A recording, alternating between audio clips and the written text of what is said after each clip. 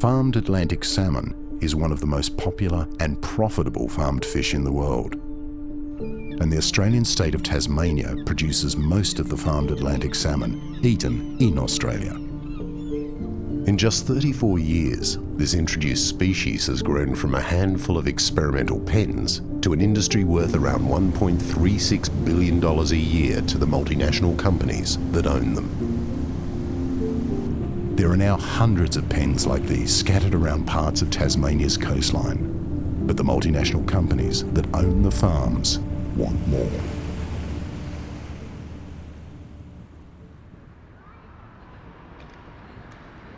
In 2021, at the request of the state government, a research document was produced by the Tasmanian University's Institute for Marine and Antarctic Studies, or IMAS. The statewide finfish aquaculture spatial planning exercise outlines areas of the state where new salmon farms could be viable. One of the areas identified for expansion was the north coast of Tasmania. The parts of the map marked light green and blue show areas the IMAS study has identified as being medium to high biophysically suitable for finfish aquaculture, and they stretch from the east coast of King Island in the northwest, along the coast to Cape Portland in the northeast. It's April 2024, and a state election is quickly approaching. It is wonderful to see such a fantastic crowd turning out to this beautiful showground for the 134th Wynyard Show. It is the greenest grass in northern Tasmania. Wynyard, in Tasmania's northwest, is in the middle of a traditionally conservative Liberal voting electorate. The local agricultural show is for many politicians a last chance to try and persuade voters face to face about the issues. It's the usual discussions about jobs, education and healthcare. But this year, the community is also concerned about an issue that neither of the two main political parties seem willing to talk about: fish farms. Nestled amid the major parties, a local activist group, Keep Our Coast Clean, have set up a small stall to alert the community to the possibility of fish farms coming to the northwest coast. Do you know much about our salmon industry? We don't want it on our coastline. This is an area that they're looking at. Full steam ahead from both Labor and Liberal to trial salmon farming out off our coast. Like I said, even if you can just encourage one person not to eat our Tassie salmon, it helps. If everyone, buys a salmon or a piece of salmon, they're going to put another salmon in there to replace it. So the less people that can eat it, the better.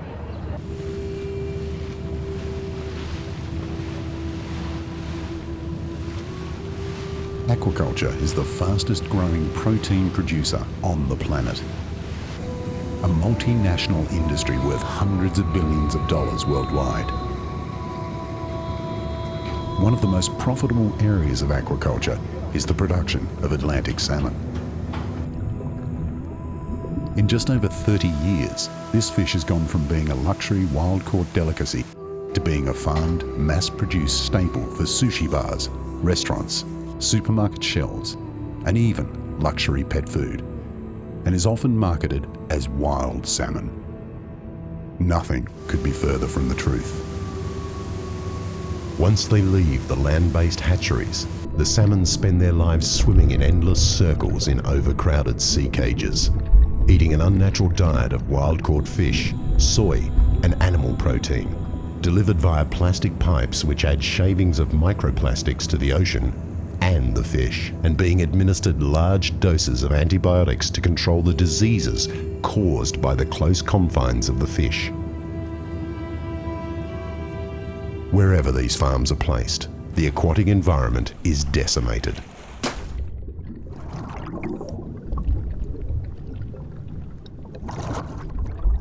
High nitrogen levels from wasted fish food that falls through the nets and massive amounts of fish excrement increase nutrient levels, causing toxic algal blooms, suffocating seagrass meadows, essential breeding grounds for native fish.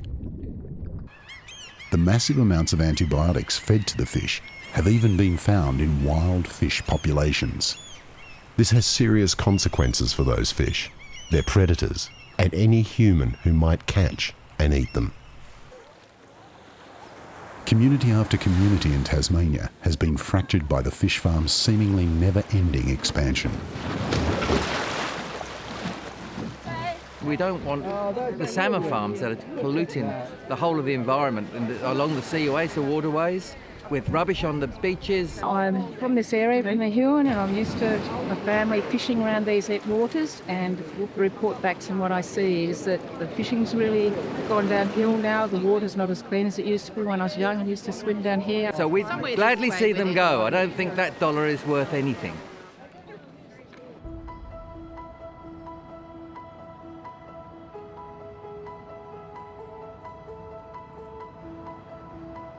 Melissa Wells is well known around the town of Smithton by locals and politicians alike.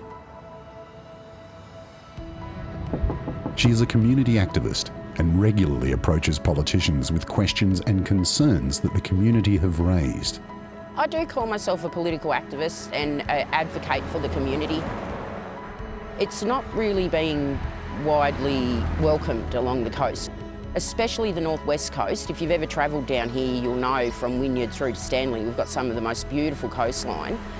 And the thought of having something like salmon farm pens out in that pristine view that we all take advantage of in this community, and more so the tourism sector. Like, I mean, we're winning awards left, right and centre in Stanley in regards to the accommodation, the area, the tours, the food. I just see the brand we have here on the northwest coast does not co-align with salmon farming. Further east along the coast is the seaside town of Port Sorell. Cass Wright and her husband Rohan are members of Northwest Tas for Clean Oceans. Our water is 99% pristine and it's beautiful. And so my fears are that that will change drastically. And those fears are based on lots of conversations with people who live near salmon farms. The Rubicon Estuary is a shark nursery.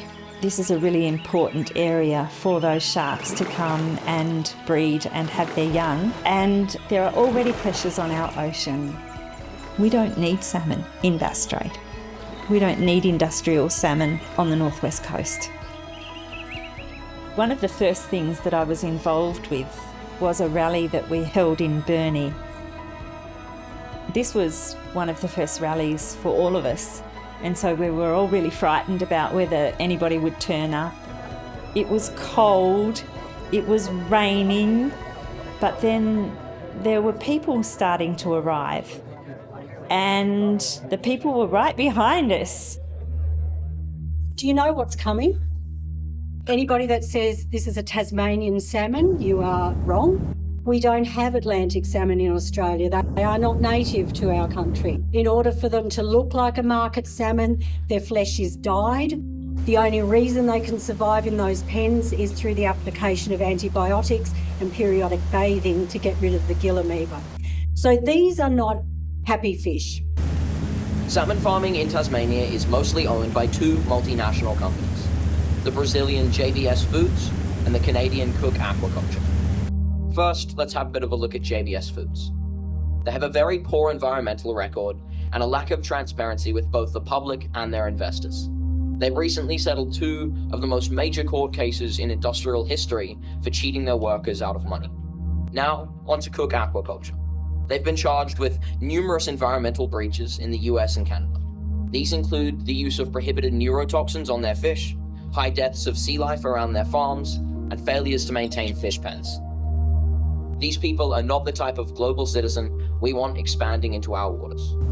Salmon farming companies must stop using our coastline and the waterways of our great state with impunity, paying little to lease the sites and next to nothing to clean up the catastrophic damage they cause. In a single-minded pursuit of profit, the multinational corporations behind salmon farming ignore responsibility, and it needs to change now. We need to be transparent, we need to be sustainable, and we need to start these changes today.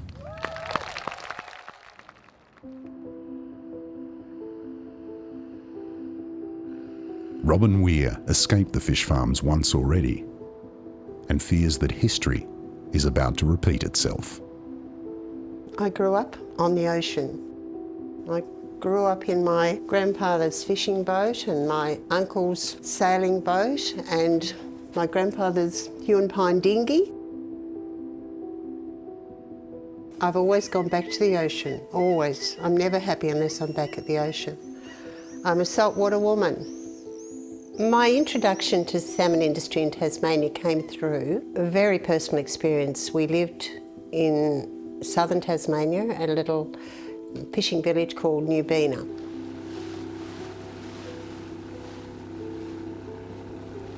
Although we knew there were salmon farms just around the corner from us, we had no experience of the damage that they would do to our beautiful bay and to our ocean waters. And like everyone there, no one really understood what was coming.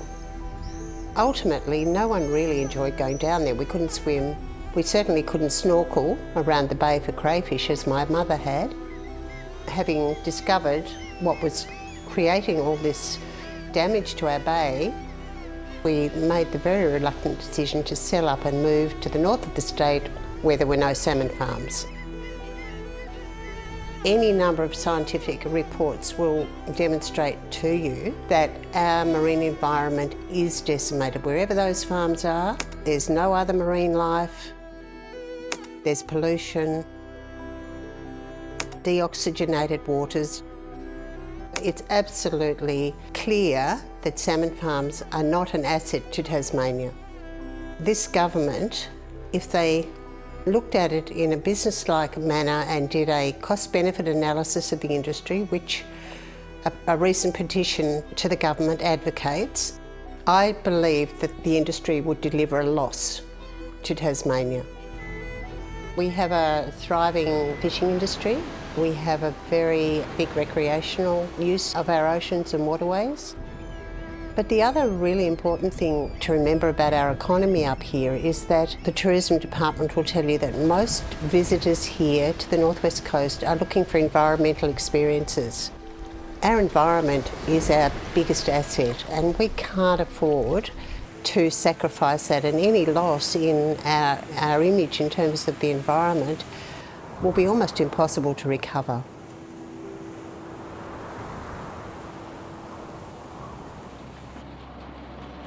Today, Tasmania's northwest coast is known for its rich mixture of farmland, rural towns, picturesque fishing villages, and rugged, untamed wilderness that attracts around 250,000 tourists each year. 30 years ago, the northwest coast of Tasmania was best known for something completely different: its polluted coastline. I vividly recall when I used to travel into Burnie as a child, and it would just be this orangey, browny, horrible looking water. For around 80 years, heavy industries such as an acid manufacturing plant, a paper pulp mill, and Tioxide, which manufactured paint pigments, pumped their effluent directly into the sea, devastating local fish species and rendering the sea almost unusable. Since the closure of these industries in the late 1990s, the ocean has slowly recovered. Many fish species have returned, and people now swim where the ocean used to be bright orange. The industrial waste from the past still lies locked in sediment on the ocean floor off Burnie. The danger is that any new pollution, as can be expected from industrial fish farming, may disturb this sediment, possibly causing the historic pollution to be re-released into the water. The communities of this area are justifiably proud of the changes they have seen, but they're also afraid that the IMAS report may signal a return to the bad old days. The Tasmanian government repeatedly states that there is no intention to allow expansion of fish farms into the northwest. But Petuna have already announced on their website plans to place fish pens northwest of Stanley, with Stanley being the service port. More recently, a Commonwealth Government initiative, the Blue Economy Cooperative Research Centre, have been granted permission to proceed with a 50-hectare experimental Atlantic salmon and kingfish aquaculture farm just 12 kilometres offshore from Burnie, despite extensive community opposition. Once the trial has concluded, the federal government says there will be additional consultation before long-term arrangements are made. Burnie residents are fiercely proud of what they've achieved, and the last thing they want is a return of pollution to their waters, and so many times I've heard them say they will fight. The state election is now over, and as the dust settles, the Liberals find themselves ruling in minority government. There has been a massive swing to independence. Craig Garland, a professional fisherman by trade, is one of those independents. Craig is passionately opposed to fish farms. The biggest role I see I have to play here is in some way to restore some trust within the electorate with the governing body. We have a minority government. It's up to us to work together to get some collaborative results. This adversarial politics is so yesterday. You would have seen a bit of it the other day. Like, I'm new here. I was told that was the best start to Parliament in 10 years. The Honourable Member for Braddon. They've announced they're coming to the northwest coast. The reason I'm here today is because that community do not want them in that area. They have no confidence. Where are they going on the northwest coast? Where? Petuna has been given a grow-out area in the northwest coast, and they have not stated they're not coming there. We've repeatedly asked them to respect our wishes. We do not want them there. The Aboriginal peoples do not want them there. The surfing community do not want them there. The fishing community do not want them there. And yet you are condoning this industry. We've got the D'Entrecasteaux Channel that's been fouled. Go down and have a swim down there. We'll live there. There's no well, you should look under the water, Mr. Order. We've got an ecosystem on steroids that's doing magnificent. Why would you want to bring industrial operations into that area, the fish production area there, the larvae production area there? Why would you want to do that? It makes you question why they have zoned areas off Rocky Cape and Sisters Beach and other areas around Stanley. Why would they be wasting the money on looking into the fish farms if they have no intentions of putting them there in the first place?